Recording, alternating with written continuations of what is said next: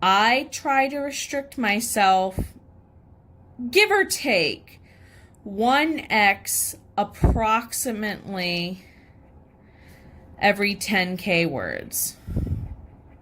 So that way, on the few occasions I do have to use it, it's short, sweet, to the point, punchy, and has all the power I need without having to rely on a little bit of setup, okay? I really want to also take this time to zoom in that Bjorn is not a screaming anger management needing maniac. He is controlled anger in bursts, okay? If you were to rank him as far as like a Dungeons and Dragons type class goes, he does definitely have that hand-to-hand barbarian-like battle contact going on. So we want to make sure it's that steady as a battle rhythm could be kind of persona almost all the time for him, okay? It's very easy to let him get yelly, screamy. And I don't want to overuse the power of the exclamation point, okay? He's really a good guy. He just has a rough exterior. So, what a waste of good mead, and it looks like my 5 coins mean nothing to your clan's coffers. Frey kicked the tankard while walking past. Go away, vampire. Stop acting like a child and I might, Wolfen, or else I will be forced to act as her. Do I flip these? Her bloodbound brother, with my fist to your face. Rochelle doesn't deserve your ire. Bjorn pulled back from busting Frey's skull by centimeters.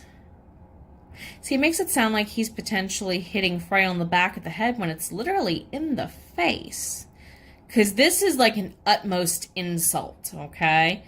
We have blood ties. We have you avenge your siblings when they're wronged involved here. 2 Viking creed levels. Bjorn was a Viking, and Rochelle might as well be French Viking. Frey is from southern France much later in history, but he's Rochelle's younger adopted kid brother, and she very much treats him like that. Frey will put Bjorn in his place, again, if he needs to. It's kind of, this is their song and dance. So I really want to make sure the word choices here are specific and tight. Notice I do not have any stage management on these 2 lines. That's on purpose. I want the reader to focus on their words, okay? Bjorn pulled back from busting Frey's skull by centimeters. Do I want to make it face...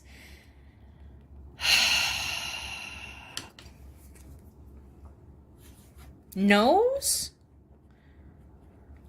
Maybe nose. You're lucky you 2 are bloodbound. I wouldn't want her to endure a buffoon's pain through a bloodbound bond. I said bloodbound a lot. So they can sense each other's pain through like a telepathic link.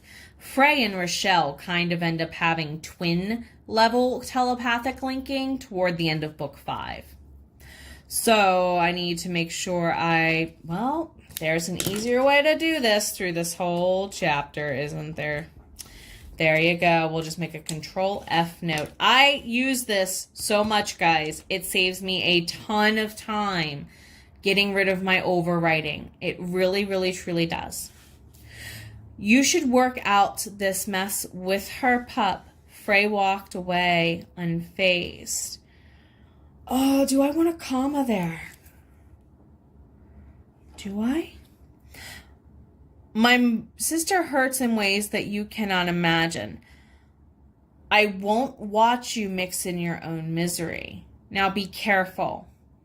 The typical reading pattern is to give you a little diagram over here, like narration, dialogue, new paragraph, right? That's one of the orders you usually see, or you see dialogue, narration, flipped, new paragraph. I do not want to do a lot of dialogue, narration, dialogue, new paragraph in this book. That is something that my anime and video game loving fan brain always does. And believe it or not, yes, I do see this in my head in those kind of graphics. But I need to make sure that I'm sticking to these as my primary and this doesn't get overused. I overuse this a ton. So I'm going to ask myself back over here with that paragraph for Frey, because I do it again in the very next paragraph. If I'm reading ahead a little bit, I do it again with Bjorn. Do I want to do that twice back to back? The pattern's already there, guys, so I need to start breaking this pattern. Give myself that reminder of what I'm trying to do, okay? I probably would not have caught that on screen. I'm going to be honest with you. I probably would not have caught that on screen. When I'm reading on screen, I tend to be very horse with the blinders for the race on my eyes, looking at that specific line or paragraph. Here, I have the whole page in front of me. My eye is going to wander a little bit and look for patterns at a tapestry level or bird's eye view level, okay?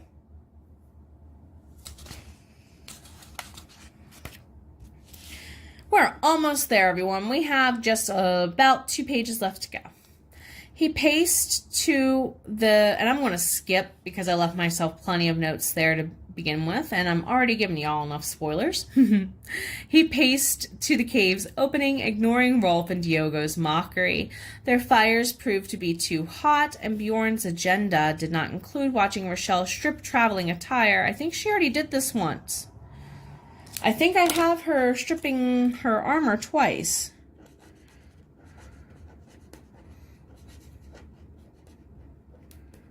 Leave myself a note off to the side, my horrible handwriting. Does the storm match your mood? Ian asked, leaning, because we've gone outside now, leaning against a tree growing out of the mountainside. I don't think we need to have that much detail, Jenna. I mean, I love talking about what the Ents do, but anyway, bundled under layered attire and with his maturing bootstrap beard, hunters wouldn't recognize, hunters is okay there, wouldn't recognize their runaway cousin. Bjorn didn't have the patience for this human's questions. Inhaling frigid air pacified his temper, but his agitation did not vanish.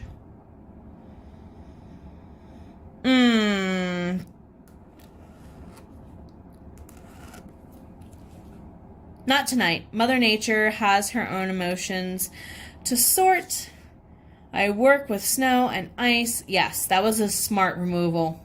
I want to keep this conversation short and snappy because, again, you have, in this case, the whole mentor versus pupil thing going on. So short and snappy is going to be my key. Not tonight. Mother Nature has her own emotions to sort. I work with snow and ice in the caliber as you will eventually with rain and sea. Intend. Because intentions are a major theme of this book. Let's put it in there. My teachings will not take you as far as you hope. Thank you. For? I haven't trained you yet. For not killing me the second Neftiri left, despite having prejudice otherwise because of who raised me. The Scot shook a thick, powdery dusting from his cowl in return, and this is going to be one of those Control F things. Then I'm going to check, because I often will call Ian that, from not just Bjorn's perspective, and I try to keep it to Bjorn's perspective. The Scot shook a thick powdery dusting from his cowl. In return, be ready at sunset in 3 days and pack light. We shall evaluate what you can do and decide how training progresses. Bring Vovry and Frey, but not Harumi. Why? She should be training with your Shifei. Arya and his half-fae, Mardigan, are powerful, but complex song weaving requires the ladies to master their crafts and songs. Yep, I went right into that pattern, so take out the narration altogether. We might not have their attributes to rely on forever. To compensate, do not expect training to be gentle in their absence. Consider it an excuse to unleash your anger and jealousy against me then. I know I overused then.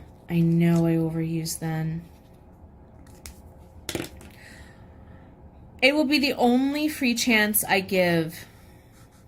Voluntarily is going to have to come out. The sound of heavy boots pattering into the antichasm sealed Bjorn's isolation. He gave way to the bubbling, torrential loathsomeness percolating in his heart. Shakespeare unleashed from within to race across the horizon. Ethereal light breathed new life into the Black Wolf's mad dash through billowing snowdrifts. As Bjorn's Vamshia dictated, they performed the final security check of Amaranth's exterior upon arriving home. He needed to secure the fortress with his own eyes and none other after what happened to his Koya. The blizzard washed sheer cliffside trails in tones of moonstone and opal. This is gorgeous. I don't think I need this much. Too much. Let's tailor that, and I might even be able to combine.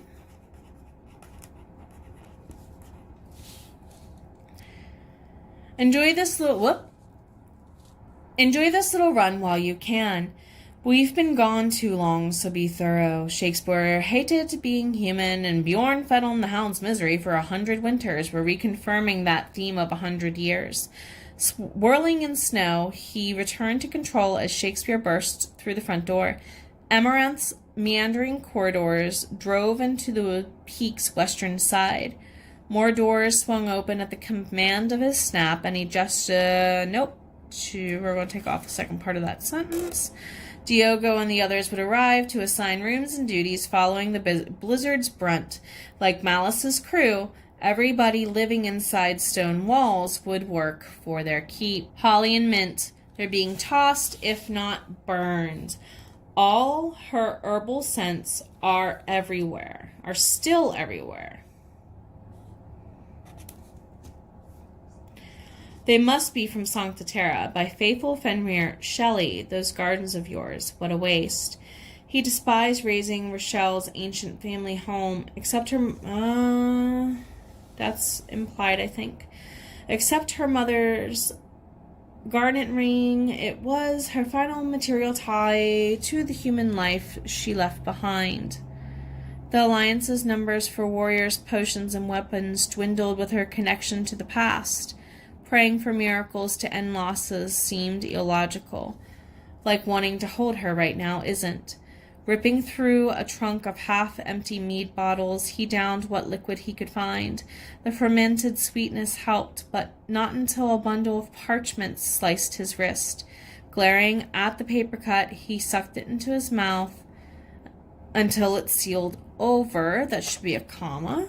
A drop of blood splashed onto the frayed and faded gray-blue ribbon, holding crumbled letters and tattered envelopes together, and yep, crumble, crumble, crumble, crumble, can't repeat. So we're going to actually stop there, as we're pretty much at the end of the chapter. So if you want to find out more, I suppose you're going to have to do a little something special, my friends.